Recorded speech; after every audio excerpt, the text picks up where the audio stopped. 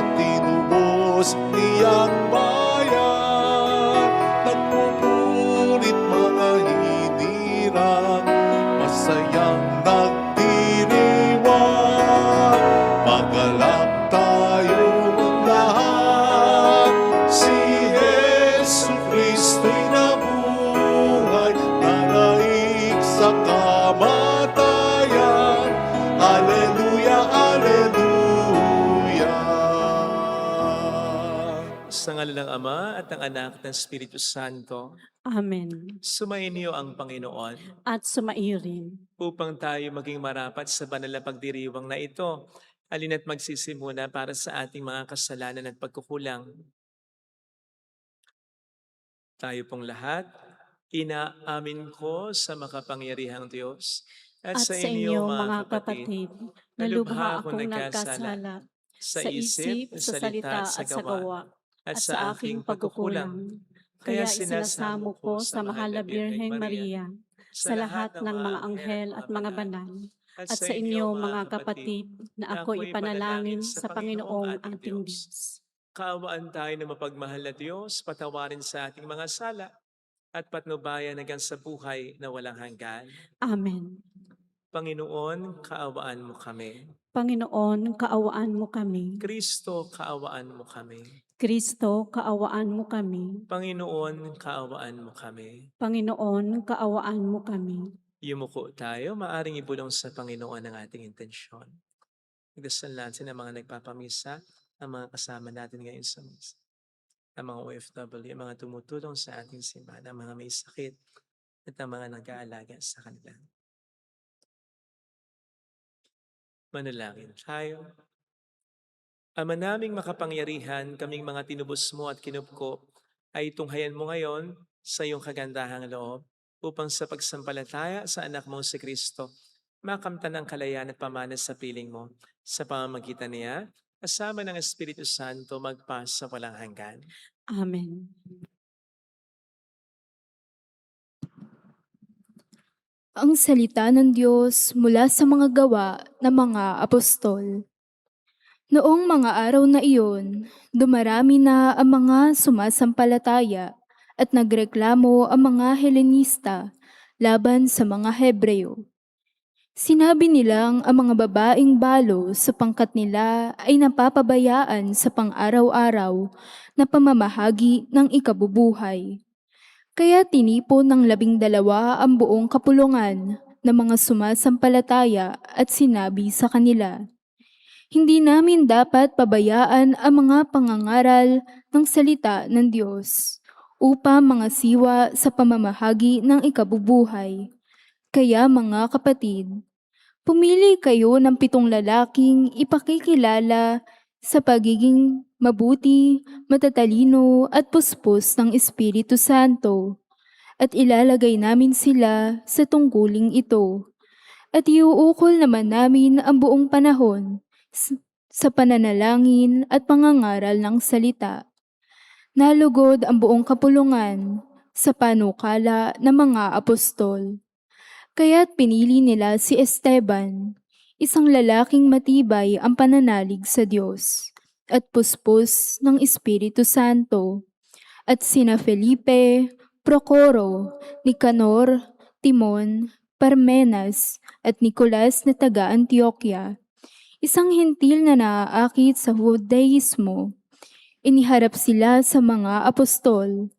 Sila'y ipinanalangin ng mga ito at pinutungan ng kamay. Patuloy na lumaganap ang salita ng Diyos at ang sumasampalataya ay parami ng parami sa Jerusalem. At maging sa mga saserdote, marami ang sumasampalataya. Ang salita ng Diyos. Salamat sa Diyos. Poon, pag-asa ka namin, pag-ibig mo'y aming hiling. Poon, pag-asa ka namin, pag-ibig mo'y aming hiling. Lahat ng matuwid dapat ay magsaya dahil sa ginawa ng Diyos sa kanila. Kayong masunuri, magpuri sa Kanya. Ang Panginoong Diyos ay pasalamatan, tugtugin ang alpat, awit ay saliwan. Poon, pag-asa ka namin, pag-ibig mo'y aming hiling. Panginooy tapat sa kanyang salita at maaasahan ang kaniyang ginawa. Minamahal niya ang gawang matapat. Ang pag-ibig niya sa mundo'y laganap. Poon, pag-asa ka namin, pag-ibig mo'y aming hiling. Ang may takot sa Diyos at nagtitiwala sa kanyang pag-ibig ay kinakalinga. Hindi babayaang sila ay mamatay. Kahit magtagutom, sila'y binubuhay. Poon, pag-asa ka namin, pag-ibig mo'y aming hiling.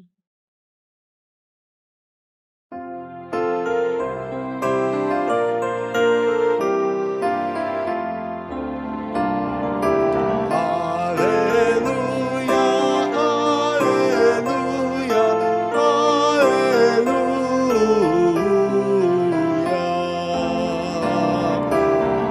Alleluia, alleluia, alleluia.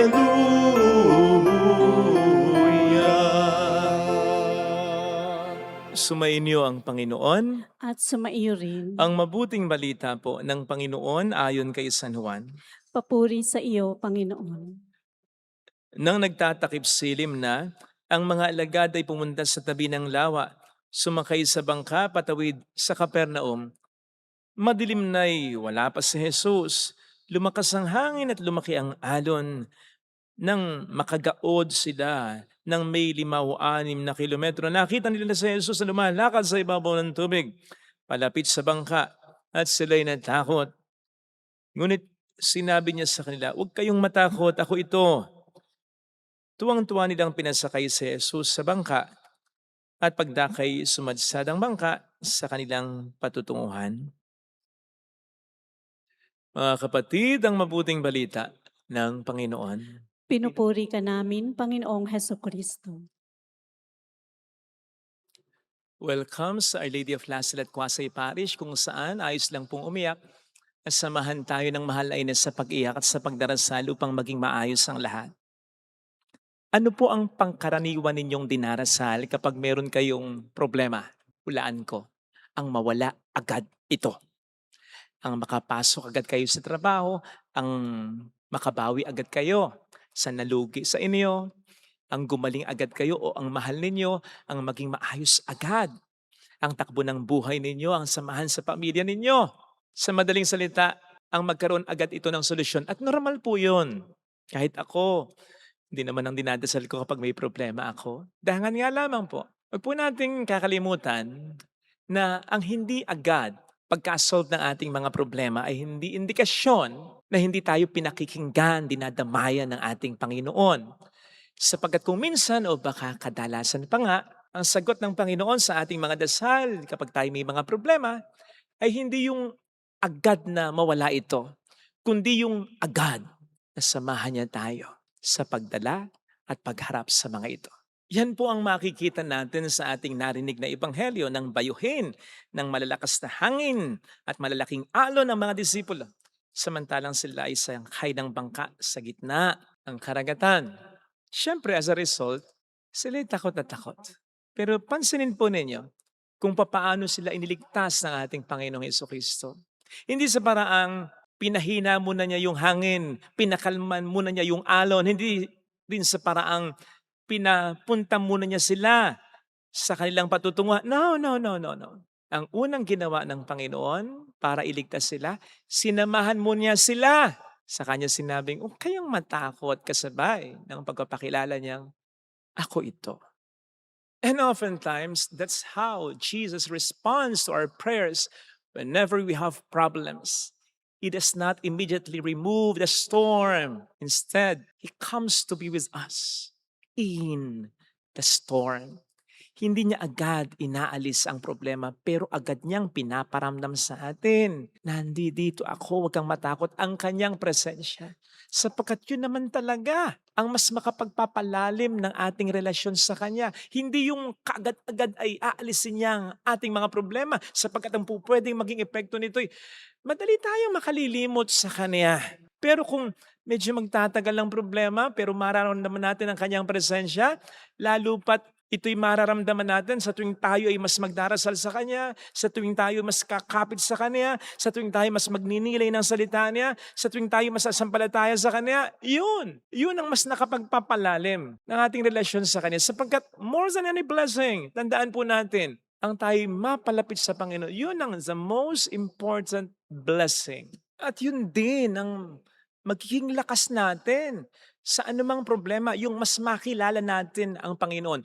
Yung mas maging totoo sa atin, makapangyarihan siyang talaga, mapagmahal siyang talaga, marunong siyang talaga. Sapagkat kapag yun ay na-realize natin, mas naging totoo sa atin, ay mawawala na ng lugar talaga ang takot sa puso natin. Kaya nga sabi ni, ako ito.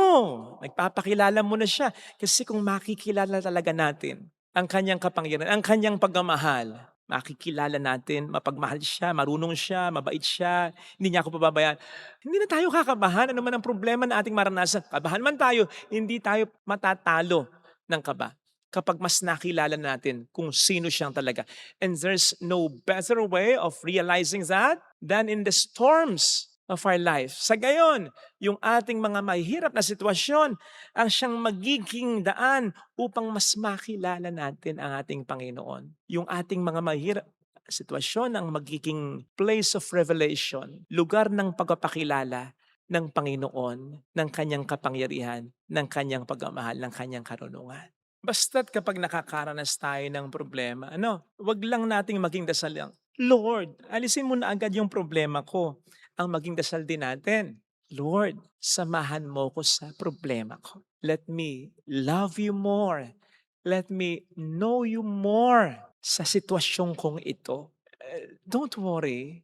Hindi naman po ibig sabihin nun ay, Lord, patagalin mo pa itong problema ko. Nag-e-enjoy. Hindi.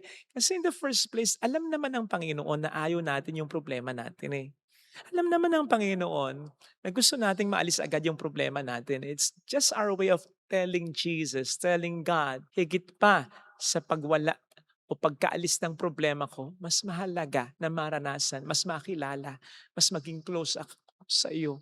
Mas kumapit ako sa iyo, O Panginoon ko. Now, sa palagay mo, hindi niya tayo tutulungan pag ganon? In the first place, alam niya na humihingi tayo sa kanya ng solusyon. Isa pa, and more than this, hindi kaya tayo tulungan ng Panginoon kapag inuuna natin siya kaya sa solusyon sa ating mga problema. Siya mismo ang nagsabi, di ba? Seek first the kingdom of God and His righteousness, and everything, all things will be added to you. Now, notice that wala naman kahit isa sa mga alagad na humingi ng tulong kay Jesus, di ba? In fact, if I'm not mistaken, sa kahit anong accounts ng paglakad ni Jesus sa ibabaw ng tubig habang binabayo ng malalakas na hangin at alon ang bangka na sinasakay ng mga disipulo, wala akong naalala na humingi ng tulong kay Jesus. I mean, habang hindi nila siya kasama sa bangka, walang sumigaw, Jesus, nasaan ka ba? Walang ganun eh. They just suddenly noticed Jesus walking on the water, accompanying them in the storm. So, this basically means na hindi pa tayo humihingi ng tulong sa Panginoon. Nandiyan na siya. Nandiyan na siya. Sapagkat hindi naman niya talaga tayo pababayaan. Lalong-lalo na kapag tayo naharap sa matinding problema. Kailangan lamang natin sampalatayanan ito talaga. So, walang sino man ang pupwedeng makapagsabi na wala siyang pakialam, wala. Nandoon siya. Hindi lang tayo nagiging sensitibo sa kanyang presensya. Bakit? Sapagkat mas pinangingibabawan tayo ng lungkot at takot natin. No wonder ano ang sabi ng huwag kayong matakot. Nandito ako ito. Kasi kapag tayo mas natatakot, mas nalulungkot, mas pinangingibabaw natin sa ating buhay ang takot natin, ang lungkot natin. Kahit nandoon ang Panginoon, mahirapan tayong paniwalaan na nandoon siya. Kaya sana wag tayong matakot, tayong malungkot kasi kasama naman talaga natin si Lord. It's just that may iba siyang dahilan kapag hindi muna niya inaalis yung mga problema na ating naranasan. Siguradong yung dahilan na yun, maganda yun. Lalo pat kung ang magiging resulta nito ay ang mas mapalapit tayo sa Panginoon. Ay, ang dami ko nang na-encounter, nakilala na ang naging dasal lagi ay siyempre gumaling sila sa sakit nila. Pero later on, hindi na naging mahalaga sa kanila, gumaling man sila o hindi sa sakit nila. Basta ang mahalaga sa kanila ay yung naging malapit na talaga sila sa Panginoon na araw-araw maya't maya'y tinatawagan nila. Kumbaga, yung focus ng kanilang panalangin unti-unti nalihis na mula sa hinihiling nilang kagalingan patungo kay Kristo. Gumaling man sila o hindi. Yun ang naging resulta ng lagi nilang pagdarasal, lagi nilang pagsimba, lagi nilang pagtawag sa Kanya, at yun ay dulot ng medyo mahabang pagharap sa problema. So, kapag tayo nagkakaproblema, sige, idasal natin na magkasolusyon agad. Pero kapag nararamdaman natin na inaalaw ng Panginoon na magtagal pa, i-level up natin yung dasal natin. Lord, samahan mo ko sa problemang ito. Totally, gusto mo na ito'y buhatin ko ang krus na ito. Tulungan mo ako sa pagbubuhat nito. Yun. Upang ito'y maging daan para mas maging close pa tayo. Para mas makilala kita. Para mas makalapit ako sa iyo. Yun. Ito sana ang hiling nating biyaya sa banal na pagdiriwang na ito. Lagay natin ang ating kanang kamay sa tapat ng ating puso.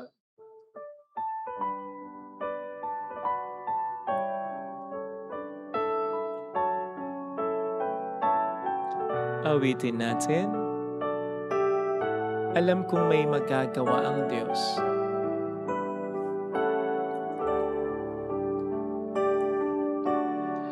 Alam kong may magagawa ang Diyos. Alam kong may magagawa ang Diyos at may ginagawa siya. Kahit na nandyan pa ang problema, may ginagawa siya. Kung ako'y magtatapa, magtitiwala ako sa dakilang layunin niya. Sa Kanya'y maglilingkod, siya ang mas nakakaalam, hindi ako. Alam kong may magagawa ang Diyos. Alam kong di rin kinang Diyos ang samo ko. Sapagkat alam niya ang sitwasyon ko. Alam kong di rin kinang Diyos ang samo ko. Pwedeng sa Kanyang paraan, pwedeng sa Kanyang kapanahunan, hindi ko siya pangunahan. Kung ako'y magtatapat,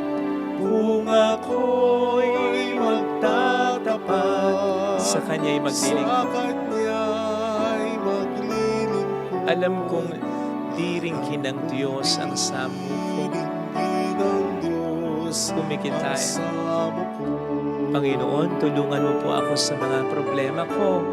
Hindi man po ito agad magkaroon ng solusyon. Hindi pa man ako agad makaahon. Tulungan mo ko, Panginoon. Maramdaman ko nawa ang presensya mo. Malaman ko kung ano gusto mong ituro sa akin. Kung ano gusto mong ipaunawa sa akin at sa mga tao sa buhay ko.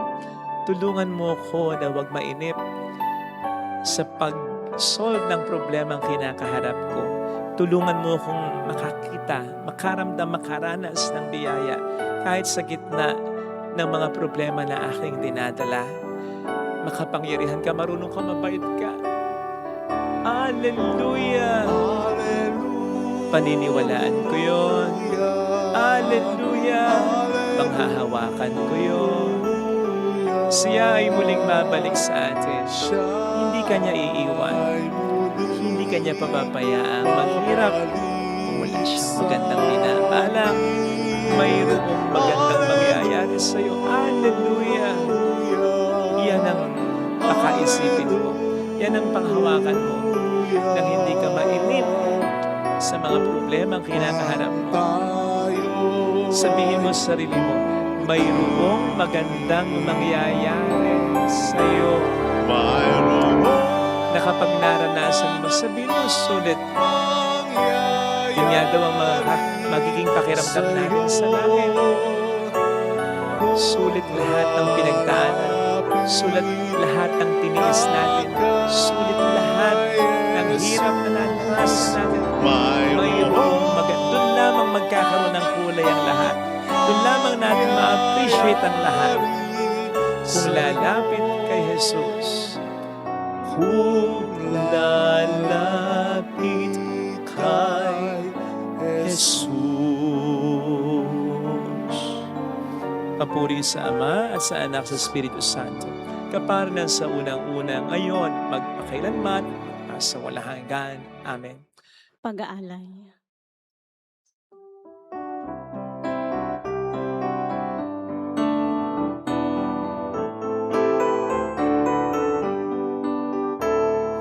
Mula sa mga butil na humitig ng luhay, natipong mga trigo'y sa tinapay magwawakas, pinagpagulan ng lipak na kamay, at ng pawis na sano'y nunukan, tanging sa iyo lamang inialay, sa gisag na walang kapantay, mula sa mga baging ng kinumpong na ubas, inaning mga bunga, ang katasay naging alam, pinagpagulan ng lipak na kamay, at ng pawis na sano'y nunukan, tanging sa iyo lamang inialay, sa gisag na walang kapantay.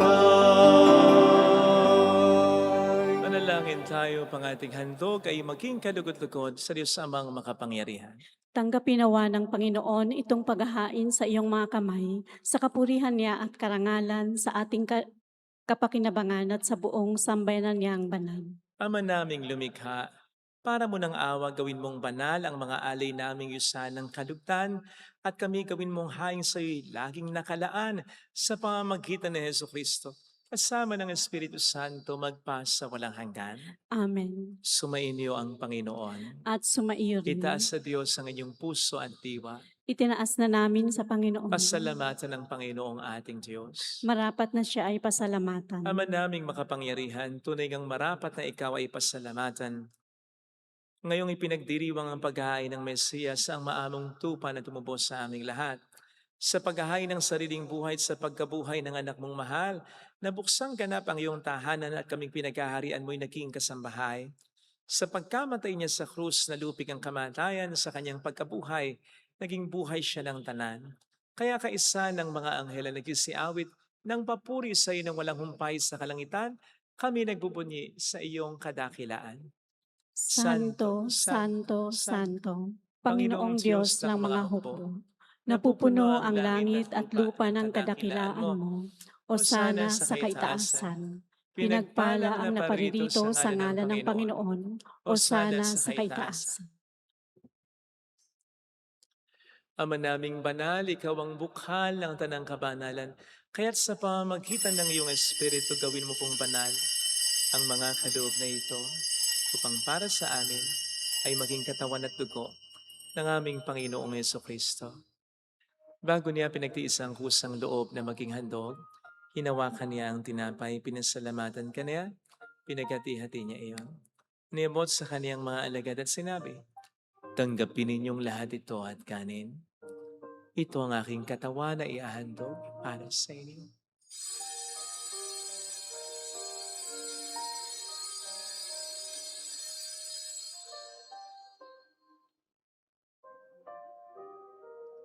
Gayun din naman ang matapos ang hapunan, ninawakan niya ang kalis. Muli kaniyang pinasalamatan, niabot niya ang kalis sa kaniyang mga alagad at sinabi, tanggapin ninyong lahat ito at inumin.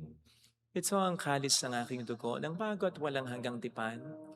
Ang aking dugo na ibubuhos para sa inyo at para sa lahat, sa ikapagkapatawad ng mga kasalanan. Gawin niyo ito sa pag-alala sa akin.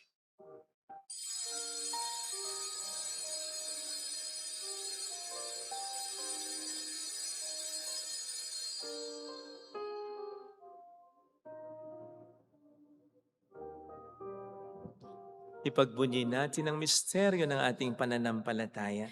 Si Kristo'y namatay, si Kristo'y nabuhay, si Kristo'y babalik sa wakas ng panahon. Ama, ginagawa namin ngayon ang pag-alaala sa pagkamatay at muling pagkabuhay ng iyong anak. Kaya inialay namin sa iyong tinapay ng buhay at ang kalis ng kaligtasan. Kami nagpapasalamat dahil kami iyong minarapat at tumayo sa harap mo para maglingkod sa iyo. Sinasamo namin kami na magsasalo sa katawan at dugo ni Kristo ay mabuklod sa pagkakaisa sa pamamagitan ng Espiritu Santo. Ama, lingapin mo ang iyong simbahang laganap sa buong daigdig. Puspusin mo kami sa pag-ibig. Kaysa ni Leon na aming Papa, ni Janice na aming Obispo, at ang Tanang Kaparian. Alalahanin mo ang mga kapatid naming nahimlay nang may pag-asang sila'y muling mabubuhay, lalo na po ang aming mga ipagdarasal. Saglit nating ipagdasal ang ating mga kakilalang yumao. Kaawaan mo sila at patuloyin sa iyong kaliwanagan. Kaawaan mo at paging tapatin kaming lahat na makasalo sa iyong buhay na walang wakas. Kaysa ang mahal na birhen ng Lasalet, ang ina ng Diyos, isanusay ang kabiyak ng kanyang puso, lahat ng mga banal na namuhay dito sa daigdig ng kalugod-lugod sa iyo, may pagdiwang naman namin ng pagupuri sa ikararangal mo sa pamamagitan ng iyong anak na aming Panginoong Jesucristo.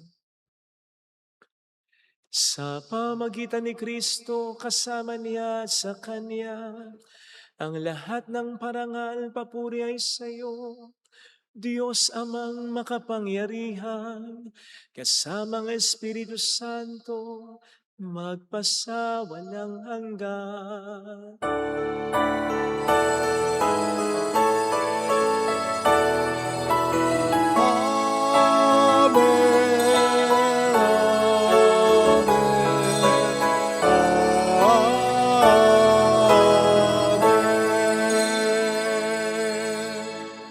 Tumawag tayo sa Ama.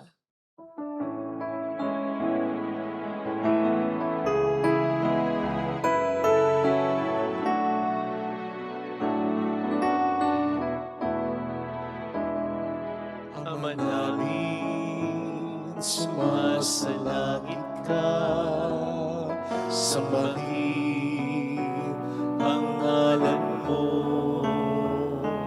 mapasamin ang kaharian mo, sundin ang loob mo dito sa lupa para nang sa langit.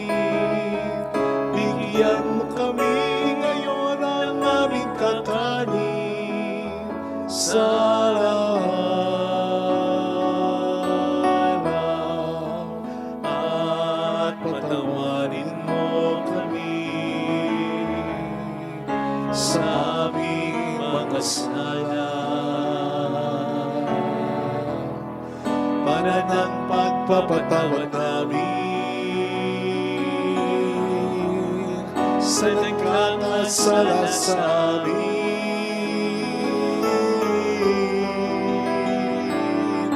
At huwag mo kami ipahintulot sa kusot, at ihadya mo kami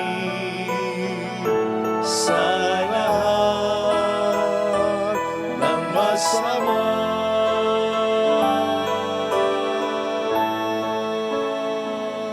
Hiniling namin kami atiya sa lahat ng masama, pagkalooban ng kapayapaan na araw-araw, iligtas sa kasalanan, samantalang aming pinaghahandaan ang dakilang araw ng pagpapahayag ng tagapagligtas naming si Hesus Kristo. Sapagkat iyo ang kaharian, ang kapangyarihan at ang kapurihan magpakailanman. Amen. Panginoong Jesucristo, sinabi mo noon, sinasabi mo rin sa amin ngayon, kapayapaan ang iniiwan ko sa inyo, aking kapayapaan ang ibinibigay ko. Tunghayin mo ang aming pananampalataya, huwag ang aming pagkakasala. Pagkalooban mo kami ng kapayapaan at pagkakaisa sa iyong kalooban, kasama ang Espiritu Santo magpas sa walang hanggan. Amen. Ang kapayapaan ng Panginoon ay sumainyo daw ang lahat. At sumaiyo rin. Magbigayan tayo ng kapayapaan sa isa't isa. Kapayapaan, peace be with you. Kordero ng Diyos na nag-aalis ng mga kasalanan ng sanlibutan, maawa ka sa amin. Kordero ng Diyos na nag-aalis ng mga kasalanan ng sanlibutan, maawa ka sa amin. Kordero ng Diyos na nag-aalis ng mga kasalanan ng sanlibutan, ipagkaloob mo sa amin ang kapayapaan. Narito sa harap natin ng Panginoon ang ating buhay at kaligtasan. Mga palad tayong inaanyayahan. Panginoon, hindi ako karapat-dapat na magpatuloy sa iyo, ngunit sa isang salita mo lamang ay gagaling na ako.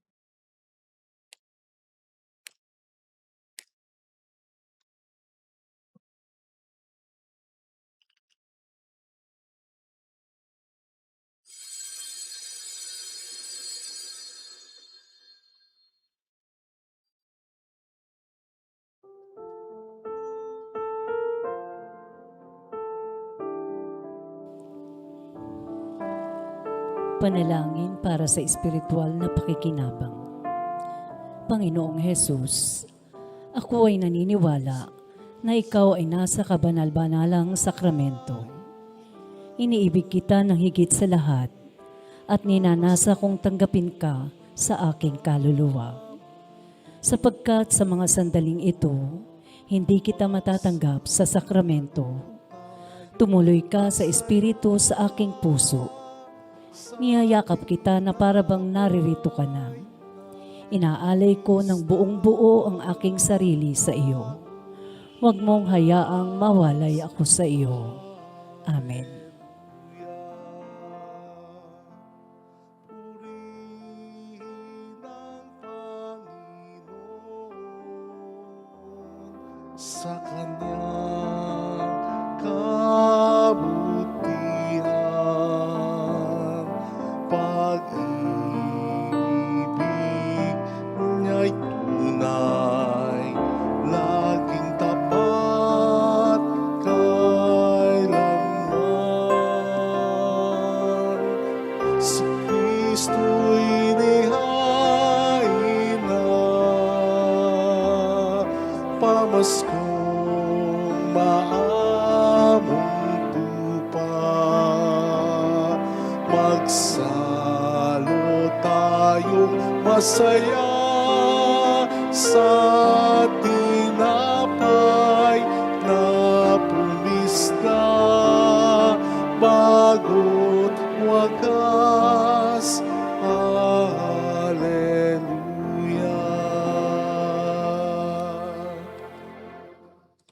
Manalangin tayo.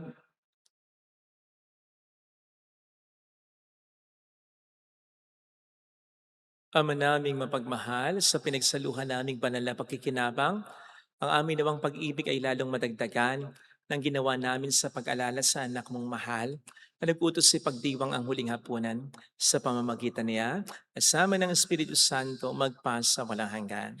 Amen. Holy God, Holy Mighty One, Holy Immortal One. Have mercy on us and on the whole world. Holy God, Holy Mighty One, Holy Immortal One. Have mercy on us and on the whole world. Holy God, Holy Mighty One, Holy Immortal One. Have mercy on us and on the whole world. Jesus, King of Mercy, We trust in you. alalahanin.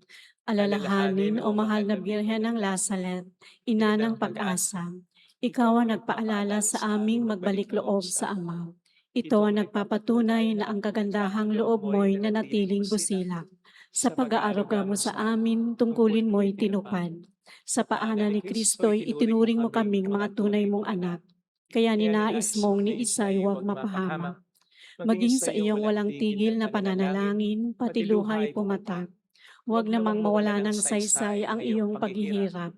Hiling nawa namin sa iyo, o aming inang liyag, na matapos ang pakikibaka namin sa mundong ito, at sa pananatili naming tapat kay Kristo, sa kapurihan mo'y magbahagi kaming ganap, upang kung nasaan ka ngayon ay maparoon din kaming lahat, at ang kaganapan ng kaluwalhatian ng Diyos Amay tuluyang matupad, siya nawa. Mahal na Birhen ng Lazaret, kapag kasundo ng mga makasalanan.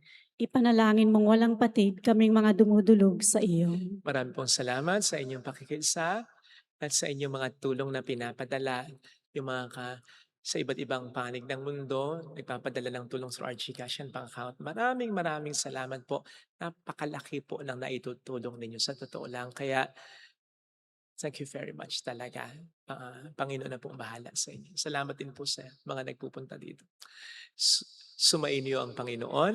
At sumaiyo Pagpalain rin. kayo kasama ang ating pamilya na mapagmahal at Diyos, ng Ama at ng Anak, ng Espiritu Santo. Amen. Humayo tayo sa kapayapaan ni Kristo. Salamat, Salamat sa Diyos. Salamat din po.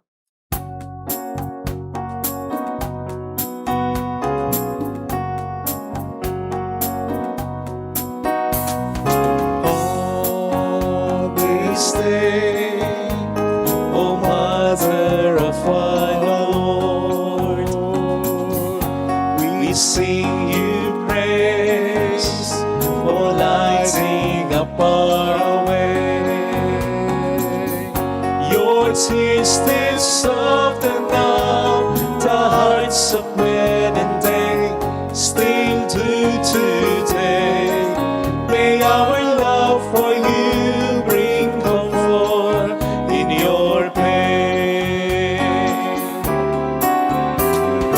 On this day, O Mother of our Lord, we sing you praise for lighting up our way. Your tears they soften now the hearts of men and they still do today. May our love for you bring comfort in your pain.